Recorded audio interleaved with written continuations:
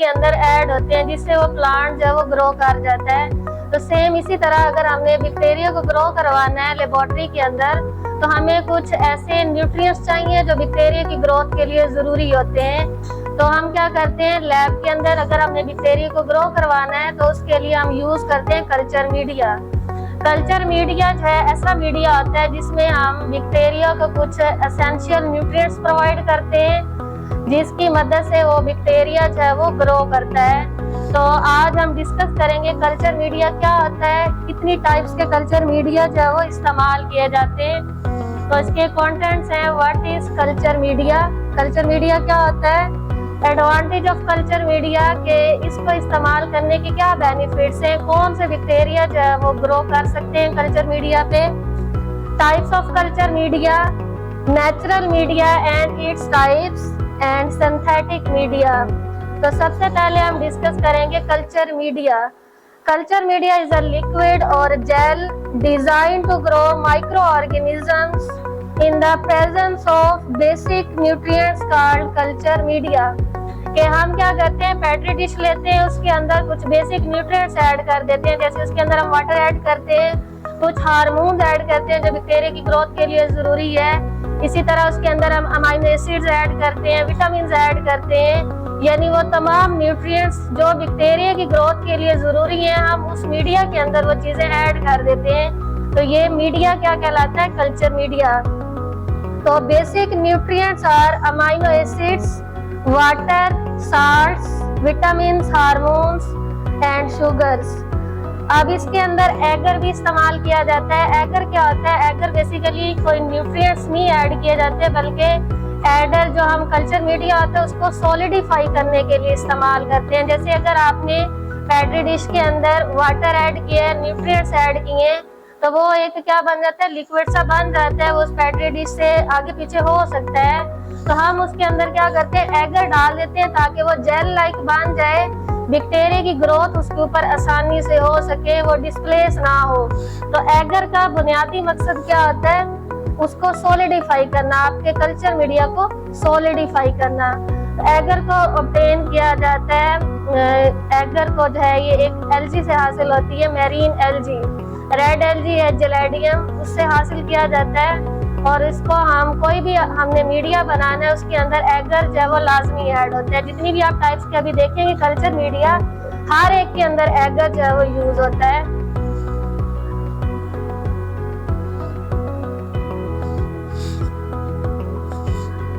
Culture media की ये different types दिखाई गई हैं, ये सारी हम डिस्कस करेंगे वन बाय वन।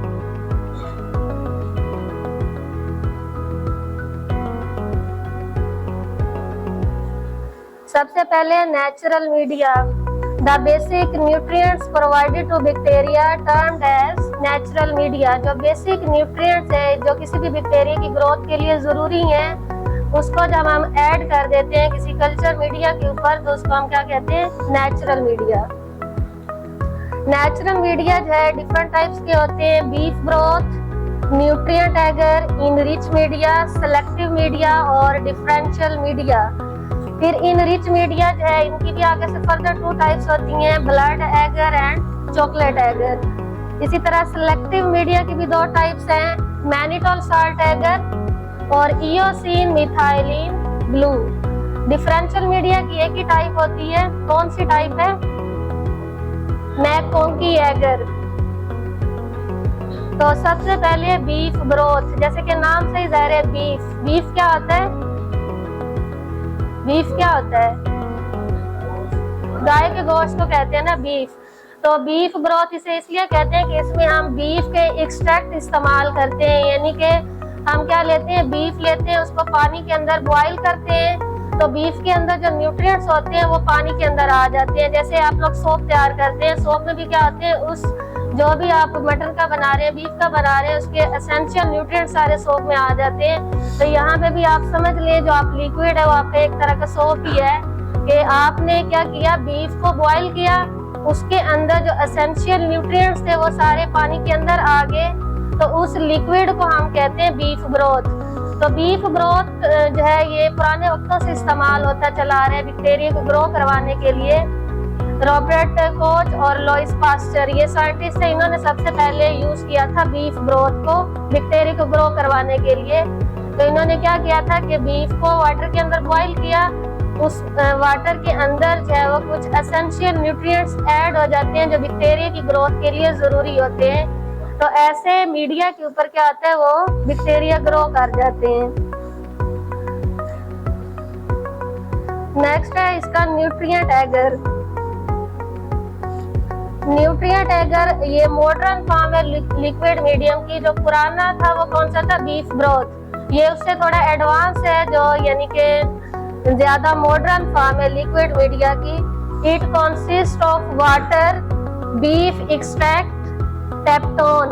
पेप्टोन जो है ये एक प्रोटीन होती है जो कि प्लांट्स या एनिमल से हासिल की जाती है।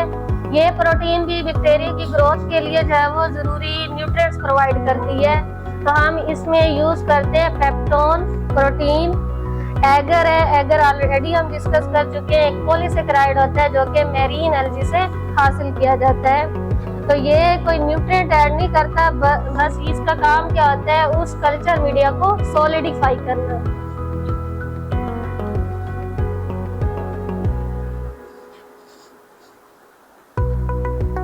ये न्यूट्रिएंट्स एगर्स की कुछ सैंपल यहाँ पे दिखाए गए हैं कि बैक्टीरिया को जो है वो कैसे ग्रो करवाया जाता है। तो ये पेट्री डिशेज है जिसके अंदर आपको बैक्टीरिया के सैंपल नजर आ रहे हैं। थर्ड है इनरिच मीडिया। अब जो बेसिक न्यूट्रिएंट हमारा आता है न्यूट्रिएंट एगर, उसके अंदर मजीद कुछ न्यूट्रिएंट्स ऐड किए जाते हैं क्योंकि कुछ बैक्टीरिया ऐसे होते हैं जो कि न्यूट्रिएंट एगर पे ग्रो नहीं करते, उनको एक्स्ट्रा न्यूट्रिएंट्स चाहिए होते हैं। जैसे प्लांट्स के अगर एग्जांपल देखें, कुछ प्लांट्स है वो डेजर्ट वाली सॉइल पे ग्रो कर जाते हैं लेकिन कुछ इस सॉइल पे ग्रो नहीं करते, उनके लिए कुछ एक्स्ट्रा न्यूट्रिएंट्स चाहिए। तो हम फर्टिलाइजर के जरिए उनमें न्यूट्रिएंट्स फिर ऐड करते हैं। सेम इसी तरह कुछ बैक्टीरिया ऐसे होते हैं जो कि न्यूट्रिएंट मीडिया पे ग्रो नहीं करते, फिर हम उसके अंदर मजीद कुछ न्यूट्रिएंट्स ऐड कर देते हैं और इस मीडिया को फिर कहते हैं इनरिच मीडिया। ठीक है, इनरिच मीडिया में क्या होगा, न्यूट्रिएंट्स ज्यादा होंगे। तो certain fastidious bacteria may require specially enrich media.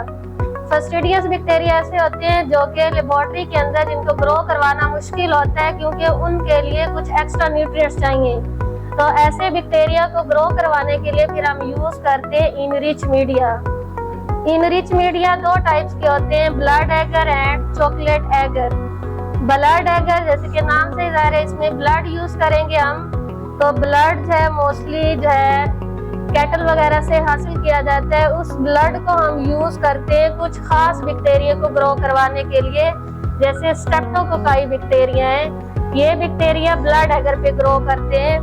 Some streptococci that cause strep throat and scarlet fever. Strep throat कहते हैं गला खराब होना। ये जो बैक्टीरिया है स्ट्रेप्टोकोकाई गले का इन्फेक्शन काज करते हैं, गला खराब हो जाता है जिससे बुखार होता है। और स्कारलेट फीवर, इसको लाल बुखार भी कहा जाता है क्योंकि इसकी जो सिम्टम्स होती हैं वो कैसी होती हैं कि आपकी जो स्किन है वो रेड हो जाती है, उस पर एलर्जी हो जाती है, बुखार हो जाता है और स्किन जो है वो रेड हो जाती है। इस वजह से इसको कहा जाता है स्कारलेट फीवर। तो ये जो स्ट्रेप्टोकोकाई बैक्टीरिया हैं ये ब्लड एगर के ऊपर ग्रो करते हैं। तो जहाँ पे जस्ट स्ट्रेप्टोकोकाई बैक्टीरिया ही ग्रो करेंगे, बाकी बैक्टीरिया की ग्रोथ को ये क्या करता है, इनहिबिट कर देता है। तो हम कहते हैं कि ये कौन सा मीडिया है, कौन सा मीडिया पढ़ रहे हैं हम, इनरिच मीडिया है ना। तो इनरिच मीडिया की ही एक टाइप है कि कुछ खास बैक्टीरिया को ग्रो करवाते हैं, कुछ खास बैक्टीरिया की ग्रोथ को इनहिबिट कर देते हैं। तो आपने एमसीक्यूज के हवाले से बैक्टीरिया के नाम भी याद रखने हैं कि कौन से मीडिया पे कौन सा बैक्टीरिया ग्रो करता है। तो ब्लड एगर पे कौन सा बैक्टीरिया ग्रो कर रहा है, स्ट्रेप्टोकोकाई। सेकंड है चॉकलेट एगर। चॉकलेट एगर क्या होता है, ब्लड एगर को ही अगर जब हीट किया जाता है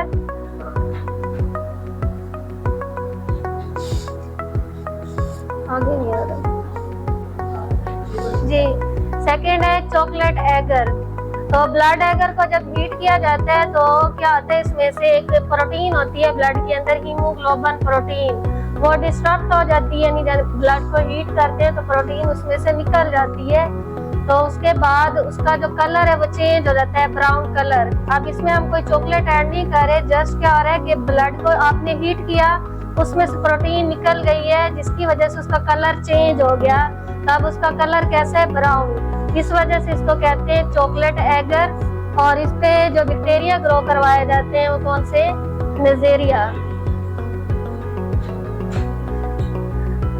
नेक्स्ट टाइप है सिलेक्टिव मीडिया। सेलेक्टिव मीडिया नाम से ही जाहिर है, यानी कुछ खास बैक्टीरिया को ग्रो करवाएगा, कुछ खास की ग्रोथ को इनहिबिट करवाएगा, इसी वजह से इसको कहते हैं सेलेक्टिव मीडिया। तो selective media contain ingredient to inhibit the growth of certain bacteria in a mixture while permitting the growth of other. ये कुछ बैक्टीरिया की ग्रोथ को क्या करता है, प्रमोट करता है, उनको ग्रो करवाता है, कुछ की ग्रोथ को रोक देता है। इसकी भी दो टाइप्स होती है, मैनिटोल साल्ट एगर और eosin methylene blue. Mannitol salt agar, mannitol जो है ये एक अल्कोहल कंटेनिंग कार्बोहाइड्रेट होता है। कुछ खास बैक्टीरिया को ग्रो करवाने के लिए हम ये मीडिया जो है वो इस्तेमाल करते हैं। स्टेफिलोकोकाई bacteria, these are cultivated on mannitol salt agar. This medium contain a mannitol and a high salt concentration that inhibit most other bacteria. यानी कि बाकी बैक्टीरिया की ग्रोथ को ये क्या करता है, इनहिबिट करता है। जस्ट यहाँ पे स्टेफिलोकोकाई बैक्टीरिया जो है वो ग्रो करते हैं। मैनिटोल क्या है, एक अल्कोहल कंटेनिंग कार्बोहाइड्रेट है।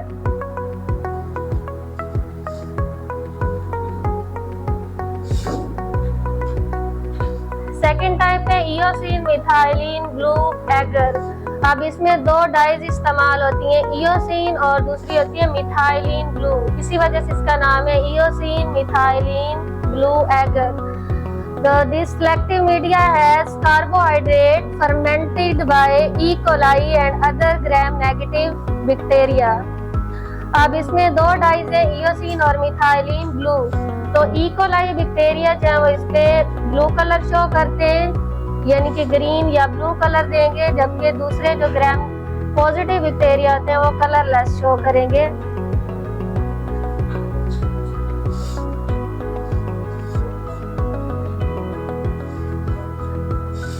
जैसे यहाँ पे आपको नजर आ रहा है ग्रीन कलर के, तो ये कौन से बैक्टीरिया होंगे, लैक्टोज फर्मेंटिंग बैक्टीरिया हैं जो कि ग्रीन कलर शो करते हैं।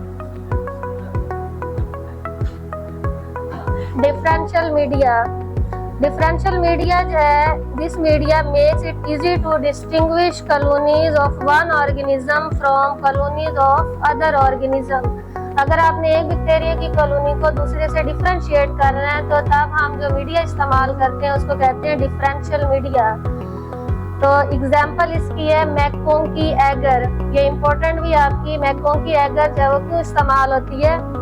It contain dyes neutral red and crystal violet. ये दो तरह की डाइज इस्तेमाल होती हैं इसके अंदर।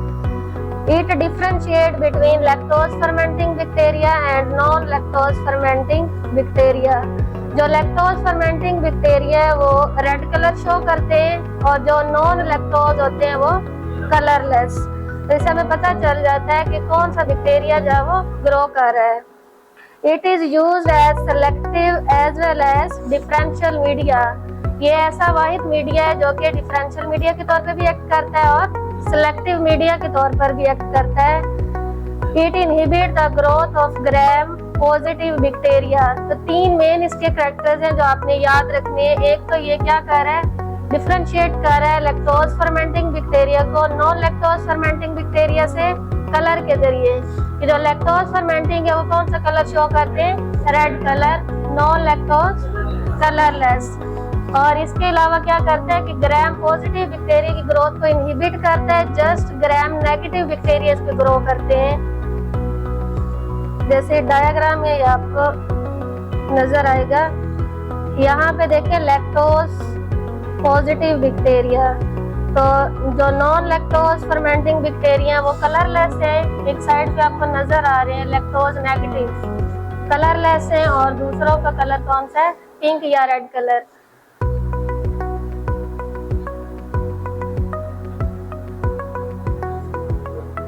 सेकेंड टाइप है सिंथेटिक मीडिया। अभी तक आपने जितने भी पढ़े ये कौन से थे? नेचुरल मीडिया थे, उसकी टाइप्स पढ़ेंगे। दूसरे होते हैं सिंथेटिक मीडिया। सिंथेटिक मीडिया नाम से ज़ाहिर है इसमें हम केमिकल्स ऐड करते हैं। बैक्टीरिया को ग्रो करवाने के लिए कुछ केमिकल्स ऐड किए जाते हैं। तो the synthetic media are chemically defined. Here nature and amount of each component are known. Such media contain, अब कौन कौन से केमिकल हम यूज करते हैं? ग्लूकोज है, ammonium phosphate, potassium phosphate, magnesium sulphate और सोडियम क्लोराइड। ग्लूकोज क्या काम करता है?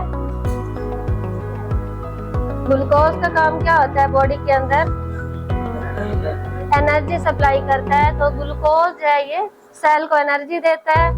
अमोनियम आयंस, अमोनियम आयंस का फार्मूला क्या होता है? NH4 positive. तो अब इसके अंदर नाइट्रोजन मौजूद होता है, यानी अमोनिया ग्रुप के अंदर क्या मौजूद है? नाइट्रोजन। तो नाइट्रोजन जो है ये अमीनो एसिड्स बनाने के लिए इस्तेमाल होता है, न्यूक्लिक एसिड फॉर्मेशन में इन्वॉल्व होता है। न्यूक्लिक एसिड क्या होता है? डीएनए और आरएनए को कलेक्टिवली कहते हैं न्यूक्लिक एसिड।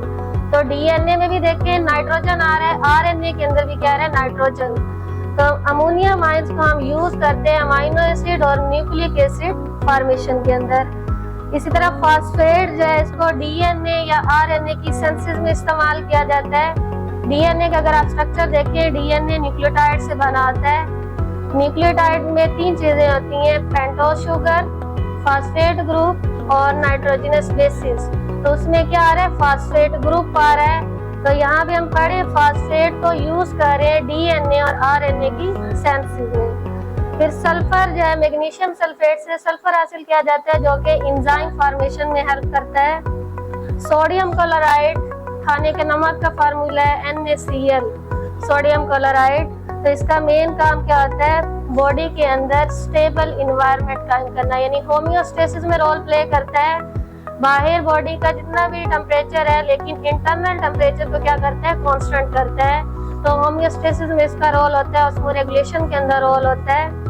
तो इस तरह सिंथेटिक मीडिया जो है इसमें हम क्या यूज करते हैं? केमिकल यूज करते हैं, इसलिए हम इसको कहते हैं chemically defined media. Thank you for your attention.